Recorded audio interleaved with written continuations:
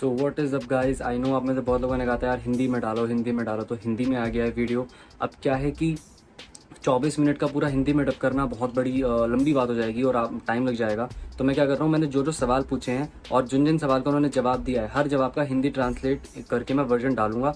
तो 5-5 मिनट के मैं ऐसे 7 से 8 वीडियोज़ डाल दूंगा, मतलब हर सवाल का जो उन्होंने हिंदी में जवाब दिया है वो डब करके। अब ये मैं करने कैसे वाला हूँ ये देख लो, क्योंकि आप लोग बहुत जल्दी डिमांड कर रहे हो, कुछ लोगों ने तो इवन गालियाँ लिख दी कमेंट सेक्शन में। इसलिए मैं अगर वर्ड बाय वर्ड डब करूँगा तो उसमें ज़्यादा टाइम लगेगा और आप लोग फिर और ज़्यादा मुझे गुस्सा हो जाओगे। तो इट्स बेटर कि मैं क्या करूँगा, पहले मैं उनसे जो सवाल पूछ रहा हूँ मैं आपको बता दूँगा मैंने क्या सवाल पूछा है, फिर उनका जवाब भी आप सुन लेना इंग्लिश में ही। उसके बाद मैं उसको हिंदी में खुद बता दूंगा अपने मुंह से कि उन्होंने क्या कहा है। अब क्योंकि मैं इंग्लिश में भी डाल रहा हूँ तो जिन लोगों को इंग्लिश आती है वो जानते हैं कि मैं गलत नहीं बोलूँगा। जो भी वो इंग्लिश में बोलेंगे, जैसे ही वो ख़त्म करेंगे उसके बाद मैं खुद अपने वर्ड्स में हिंदी में बता दूंगा कि उन्होंने क्या कहा है exactly.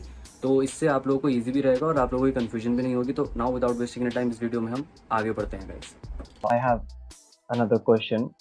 I'm not going to get much into your training. I know that that is not ethical, but just a few things. That is that when we warm up, how long should a warm up last before a speed session? Like before a meet, I'll warm up for about an hour in 10 to an hour and 15 minutes. But that sometimes includes like getting on the table with a physiotherapist. Typically I'll do like a walk around the track, so 400 meters, and then I'll do 4 strides, and then get into my stretching, my static and dynamic stretching with my rope and rolling out with my ball and all that stuff like that. And then I'll go into my drills after that. And if I have a physio, I'll work that in there too. So yeah, typically hour 15 between there. That's how long my warm up generally lasts. Want to make sure that I'm really good, and especially if it's cold, or if it's early and I need to get the body moving, then I'll push it to like an hour 20. Just because I don't like to feel rushed, so I like to space things out. But when I was at USC, my warm up was like 40 minutes. And it was very, very quick. Everything was back to back to back to back to back. So I got very warm after. तो सबसे पहले iron brown ये बता रहे हैं कि वो 1 घंटे से 1 घंटा 15 मिनट 1 घंटा 20 मिनट तक का वार्म अप करते हैं किसी भी कंपटीशन से पहले। और सबसे पहले वो एक फिजियोथेरेपिस्ट एक आता है और उनकी जो बॉडी अच्छे से पहले मसाज वगैरह उनको देता है। तो सबसे पहले आयरन ब्राउन जो 400 मीटर का है उसका एक वॉक अराउंड करते हैं। वॉक अराउंड यानी कि बस वो एक चल के एक राउंड लेते हैं, 400 मीटर का एक चक्कर लगाते हैं, वो चल कर, जॉग करके नहीं। और उसके बाद वो 4 स्ट्राइड्स लगाते हैं, कितने डिस्टेंस की उन्होंने स्पेसिफाई नहीं करा। एंड वो ऑब्वियस है, देखो वो अपना एग्जैक्ट वर्कआउट तो नहीं बताएंगे, इज एन ओलंपियन, उनका वर्कआउट ही उनका सब कुछ है, मगर हमें काफ़ी कुछ तब भी पता चल जाएगा। 4 स्ट्राइड अगर मैं बताऊँ, यूजुअली स्ट्राइड जो लगती हैं 60 to 70 मीटर्स की लगती हैं और 80 to 90% की स्पीड में। और उसके बाद आप स्लो जॉग करते हो बहुत, नेक्स्ट 40 50 60 मीटर, और उसके बाद फिर से स्ट्राइड मारते हो। तो इस तरीके से कुछ स्ट्राइडिंग लगती है कि 70 मीटर आप 80 to 90% स्पीड में भागे, फिर आपने 60 से 70 मीटर नॉर्मल स्लो जॉग करी, फिर से आप 70 मीटर स्प्रिंट भागे, फिर जॉग, फिर स्प्रिंट, फिर जॉग, ऐसे करके वो 4 स्ट्राइड मारते हैं यूजुअली। मतलब ये आइडियल स्ट्राइड्स ऐसे लगाई जाती हैं। तो उसके बाद वो स्ट्रेचिंग करते हैं, स्टैटिक स्ट्रेचिंग, डायनामिक स्ट्रेचिंग, जिसको हम ABC ड्रिल्स भी कहते हैं। और स्टैटिक स्ट्रेचिंग जो होती है यानी कि अपनी ओवरऑल बॉडी, स्टैटिक स्ट्रेचिंग होती है जो हम खड़े होकर करते हैं ना, हमारे हाथों को स्ट्रेच करना, सर को ऐसे स्ट्रेच करना, हाथ को ऐसे पीछे ले जाके स्ट्रेच करना, वो स्टैटिक होती है। डायनामिक होती है जो ABC ड्रिल्स जो हम करते हैं, वो फिर डायनामिक स्ट्रेचिंग होती है जिसमें हम एक जगह खड़े होकर नहीं करते, मूव कर करके स्ट्रेचिंग कर रहे होते हैं। जैसे कि आपकी बाउंडिंग वगैरह हो गई, हाई नीज हो गई, आपके ये मतलब बहुत सारे स्किप्स हो गए, स्किप ये जो होते हैं ये सब डायनामिक स्ट्रेचिंग का पार्ट होते हैं। उसके बाद ये रोप के साथ कुछ और स्ट्रेचिंग करते होंगे, इन्होंने रोप कहा है। और मेट बॉल मैं जानता हूँ, मेट बॉल होती है एक बॉल होती है फुटबॉल की साइज़ की, पर भारी होती है काफ़ी, 10 किलो 9 किलो 5 किलो ऐसी होती है। उससे भी फिर उसको थ्रो करते हैं और उससे भी क्या है कि आपके जो शोल्डर वगैरह वो अच्छे से खुल जाते हैं और आपकी लेग्स भी अच्छे से एकदम वार्म अप शुरू हो जाते हैं। तो उसके साथ भी फिर ये वार्म अप करते हैं। उसके बाद ये और ड्रिल्स करते हैं, मतलब पहले इन्होंने कहा डायनामिक स्ट्रेचिंग, तो डायनामिक स्ट्रेचिंग में काफ़ी ज़्यादा ड्रिल्स आ जाती हैं। उसके बाद ये और भी ज़्यादा ड्रिल्स करते होंगे, अगेन ड्रिल्स इन्होंने स्पेसिफाई नहीं करी। एंड आप लोग बात को इसको समझिए कि ही इज़ एन ओलंपियन, तो वो अपनी एग्जैक्ट एक्सरसाइज कभी नहीं बताएंगे, वो कोई भी हो।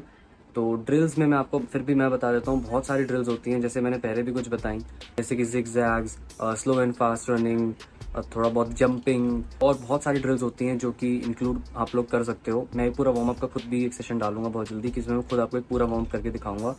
तो उसमें से आप लोगों को पूरा क्लियर हो जाएगा कि किस तरीके से प्रॉपर वार्म अप होता है। एंड देन उसमें भी थोड़ा सा फिजियोथेरेपी का वर्क इंक्लूड होता है। फिजियोथेरेपिस्ट बहुत ज़रूरी होते हैं गाइस, अगर मैं आपको बता दूं, मोस्टली जो नेशनल इंटरनेशनल लेवल के एथलीट्स हैं उन सबका अपना एक पर्सनल फिजियोथेरेपिस्ट होता है जो कि वार्म अप में उनके साथ रहता है, उनकी बॉडी को अच्छे से स्ट्रेच वगैरह करवाता है जिससे कि उनकी कोई भी जो मसल है वो अच्छे से लाइक खुल जाए और उसमें क्रैम्प ना आए, या फिर जैसे हैमस्ट्रिंग पुल हो जाता है बहुत लोगों का, तो वो सब ना हो। ऐसी कोई भी इंजरी अवॉइड करने के लिए एक फिजियोथेरेपिस्ट ज़रूर रहता है। आपने यूसेन बोल्ट के वॉर्म में भी उनके साथ देखा होगा, अगर आपने उनकी बायोग्राफी देखी है कि फिजियोथेरेपिस्ट से सबसे पहले वो अपने जो जॉइंट्स हैं अच्छे से खुलवाते हैं, स्ट्रेचिंग करवाते हैं और फिर वो अच्छे से वार्म अप करते हैं। और फिर वार्म अप के बीच में भी थोड़ा बहुत फिजियोथेरेपिस्ट का काम रहता है। तो आगे एरन ब्राउन यही कह रहे हैं कि घंटा 1.5 घंटा करीब उनका वार्म अप रहता है, मतलब 1 घंटा या 1 घंटा 15 मिनट, ऐसा उनका वार्म अप इन जनरल रहता है। मगर इसमें लॉन्ग रनिंग नहीं होती। जो मैं आप लोगों को बता दूं कि इंडिया में मोस्टली जो कोचेज़ हैं आप लोगों को बोलते हैं जाओ बेटा आधे घंटे की रनिंग करके आओ, 20 मिनट रनिंग करके आओ, वो बिल्कुल नहीं होता। मैंने मल्टीपल कोचेज़ के साथ जो बात करी है, ओलंपिक चैंपियन के साथ बात करी है, वो खुद बोल रहे हैं कि वो बस ट्रैक का ज़्यादा से ज़्यादा 1 या 2 राउंड लगाते हैं मैक्सिमम, वो भी स्लो जॉग पे, उससे ज़्यादा बिल्कुल नहीं। यानी 400 मीटर के ज़्यादा से ज़्यादा 2 राउंड, उससे ज़्यादा बिल्कुल नहीं करते। आई नो बहुत सारे जो देसी कोचेज़ हैं, मतलब यूजुअली आप लोगों को बोलते हैं यार आधा घंटा रनिंग करके आओ, 20 मिनट रनिंग करके आओ, वो गलत है। फाइबर जो है ख़राब कर दोगे, जिसको हम टाइप 2A फाइबर्स भी कहते हैं, टाइप 2X फाइबर्स भी कहते हैं, वो ख़राब हो जाएंगे। और क्या होगा कि आपके एंड्योरेंस ज़्यादा आप में बिल्ड होने लग जाएगा, स्पीड आपकी घट जाएगी। तो इट्स बेटर कि आप ज़्यादा लॉन्ग रनिंग ना करें अपने वार्म अप में। 1 घंटे का वार्म अप जो होता है उसमें मोस्टली ड्रिल्स रहती हैं, ABC ड्रिल्स जो हम कहते हैं, डायनामिक स्ट्रेचिंग रहती है, स्टैटिक स्ट्रेचिंग थोड़ी बहुत रहती है, उसके साथ में वार्म अप स्प्रिंट्स रहती हैं, थोड़ा सा टेक्निक वर्क होता है। मगर ये सब नहीं होता कि आधा घंटा रनिंग कर रहे हैं, जो मोस्टली स्प्रिंटर्स को करवाया जाता है या करते हैं जिन्हें नहीं पता है, सो वो आपको अवॉइड करना है। उसके बाद एरन ब्राउन ये कह रहे हैं कि अगर सर्दियों का मौसम होता है तो वार्म अप 1 घंटा 20 मिनट तक आगे और खिंच जाता है, और वो बहुत जल्दबाजी में नहीं करते, आराम से अपना टाइम लेते हैं। मतलब यहाँ पे क्या होता है, यूजुअली एक ड्रिल करी, दूसरी ड्रिल शुरू हो गई, तीसरी ड्रिल शुरू हो गई, उसके बाद ये थोड़ा रेस्ट ले लेके करते हैं। और यूजुअली अब अगर आप देखोगे ओलंपियंस का वार्म अप या प्रोफेशनल्स का वार्म अप, वो आराम से वार्म अप करते हैं, कोई जल्दबाजी कोई हड़बड़ी नहीं होती, क्योंकि उसमें इंजरी के चांसेस ज़्यादा होते हैं। आराम से रेस्ट लेते हैं, अपना ब्रीदिंग रेट नॉर्मल होने देते हैं, और उसके साथ भाई फिर वो एक्सरसाइज दूसरी करते हैं। ऐसा नहीं कि लगातार एक के बाद दूसरी एक्सरसाइज हो रही है, उससे आपकी ब्रीदिंग भी ख़राब होगी, आपको सांस लेने में दिक्कत होगी और आपकी बॉडी जो है वो इंजर हो सकती है आगे जाके। उसके बाद एरन ब्राउन ये बता रहे हैं कि जब वो USC में थे, यानी कि यूनिवर्सिटी ऑफ सदर्न कैलिफोर्निया, जहाँ से उन्होंने अपनी एजुकेशन करी है, वहाँ पर उनका वार्म अप जनरली 40 मिनट्स रहता था और वो बहुत रश में रहता था, जल्दी।